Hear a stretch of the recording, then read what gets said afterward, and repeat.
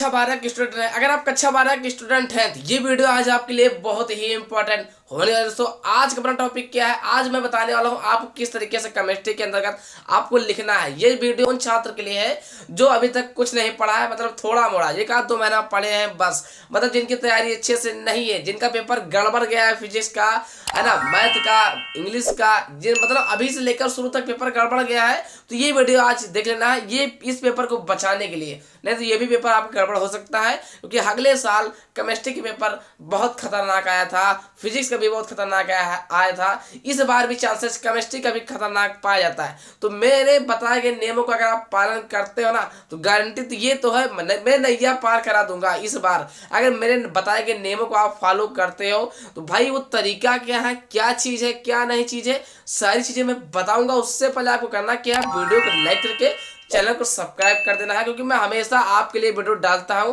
तो आपकी भी रिस्पॉन्सिबिलिटी बनती है कि यार लाइक तो चैनल को करना ही चाहिए, सब्सक्राइब करनी चाहिए। ये मेरे लिए नहीं, किसी भी वीडियो देखो तो लाइक जरूर करते करो, ठीक। तो सब्सक्राइब भी कर लेगा दोस्तों, हमेशा इंपॉर्टेंट ही डालता हूँ आपके लिए। देखिए आप केमिस्ट्री के अंदर दोस्तों 4 चीजें होती हैं, एक परिभाषा होता है, एक नियम होता है, न्यूमेरिकल्स होता है, अभिक्रियाएं होती हैं। भाई अगर आपको परिभाषा, न्यूमेरिकल्स, नियम, अगर मान लिया आपको परिभाषा आता है, नियम आता है, ठीक, तो आप अच्छा परसेंटेज जिन बच्चों चारों के चारों आता है वो बच्चे 90% प्लस फोड़ेंगे। मैं वादा के साथ, गारंटी के साथ कह सकता हूं कि जिन बच्चों को चारों टॉपिक तैयार है, न्यूमेरिकल भी तैयार है, अभिक्रियाएं भी तैयार है, नियम भी तैयार है, परिभाषा भी तैयार है, वे बच्चे 90% मतलब 85, बड़ी बोली नहीं तो 80-85% तो फोड़ेंगे। लेकिन अब ये किसके लिए था, जो बच्चे पढ़े हैं, ठीक। अब लेकिन मैंने क्या बोला, जो बच्चे नहीं पढ़े उनके लिए क्या होगा, जो बच्चे नहीं पढ़े हैं उनके लिए क्या होगा। तो दोस्तों आप करना क्या है, देखिए अभी तक क्या आपने राउल्ट के नियम भी नहीं तैयार किया, क्या हेनरी के नियम भी नहीं तैयार किया, क्या आपने कोलराउस के नियम भी नहीं तैयार किया। अगर आप 3 नियम भी तैयार करें ना, आपको पास हो जाओगे। करना क्या यार, देखिए जैसे आपने नियम तैयार किया, ठीक, नियम 3 नंबर, कभी कभी 5-5 नंबर में 2-3 नियम दे दिए, 2 नियम दे दिया था तो 10 नंबर पक्के हो जाएंगे।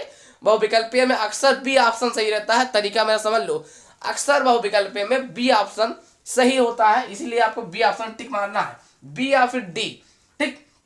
तो दोस्तों करना कि जैसे नियम आप जैसे देख लीजिए, आपको जैसे दोस्तों जैसे आपने राउल्ट का नियम याद करके गए, ठीक, किसका, राउल्ट का नियम याद किया किसी भी तरीके से, है ना, बहुत कहे याद किया, और आ गया किसका नियम, कोलराउस का नियम। ध्यान दीजिए, ठीक, मेरे कहने के बताए गए बातों का ध्यान दीजिए। कोलराउस का नियम अगर आपका आ गया तो अब क्या करोगे, मामला यहीं पर सारा रुक गया, ठीक, यहीं पर मामला रुक गया। तो करना कुछ नहीं है, आपको ये करना है, लिखना किस तरीके से, कोलराउस का नियम यह कहता है, लेकिन इसी में जैसे आपने राउल्ट के नियम आपको आता है, लेकिन क्वेश्चन क्या आ गया पेपर में, है ना, कोलराउस का नियम आ गया, तो करोगे क्या, राउल्ट के नियम, जैसे आपको राउल्ट के नियम आता है, कोलराउस के नियम नहीं आता है, तो करना क्या है, राउल्ट के नियम को ही उठा के कोलराउस के नियम में लिख देना है। नंबर तो मिल ही जाएगा यार, लेकिन लिखने का तरीका अगर अच्छा होगा नंबर पूरा मिलेगा। करना क्या है, ये लिखना है, कोलराउस का नियम कहता है, कोलराउस का नियम यह कहता है कि, है ना, अब जो आप राउल्ट के नियम याद किए ना, बस उसी में लिखना शुरू कर दीजिए मेरे दोस्त, नंबर अच्छा खासा पा जाओगे। 5 नंबर तो 4 नंबर मिल ही जाएगा।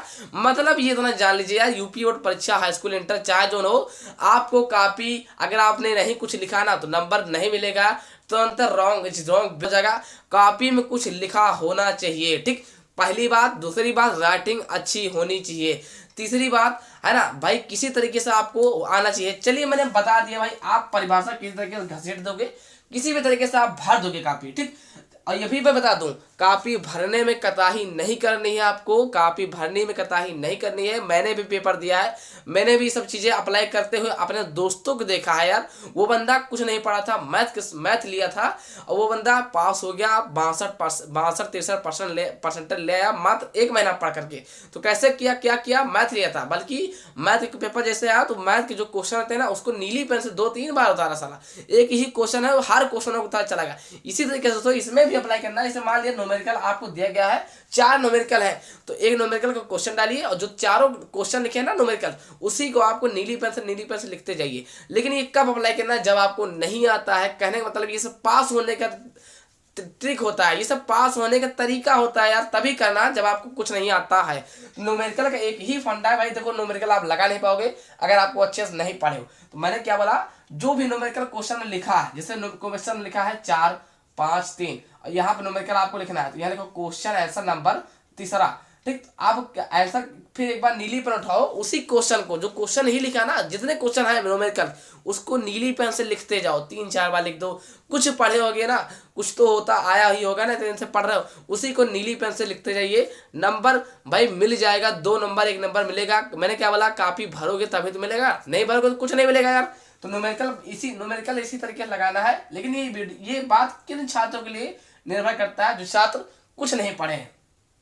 अब बात करते हैं चौथा नंबर क्या है, अभिक्रिया। तो अभिक्रिया कैसे लिखना है दोस्तों, जैसे देखिए अभिक्रिया आप हिंदी में जो अगर लिखते हैं ना वो गलत होगा, ठीक है, लेकिन उसका समीकरण सही होना चाहिए। कहने मतलब ये है कि अभिक्रिया जब आपने पढ़ा नहीं तो अभिक्रिया नहीं आएगा, ये मेरा गारंटी वाला के साथ कहता हूँ। लेकिन हाँ, इसका एक ही तरीका है, यहाँ पे भी आप काफी भरो, है ना। जैसे कि आप कुछ भी फिजिक्स की डेरिवेशन आता है, फिजिक्स की डेरिवेशन न्यूमेरिकल में लगा दो, फिजिक्स डेरिवेशन अभिक्रिया में लगा दो, मतलब कापी भरनी है। कापी को किसी तरीके से, ये उन छात्र के लिए है जो छात्र कुछ नहीं पढ़े हैं, जिनका मतलब एकदम से लेवल अब गड़बड़ लग रहा है उनको खुद। जैसे अभी तक उनका फिजिक्स के पेपर भी खराब गया, इंग्लिश के भी खराब गया, मैथ का भी खराब गया, बायोलॉजी का भी खराब गया, हिंदी का भी खराब गया, तो ये अब ये भी खराब होने वाला है। तो ये सब चीज़ें आप अप्लाई कर लेना।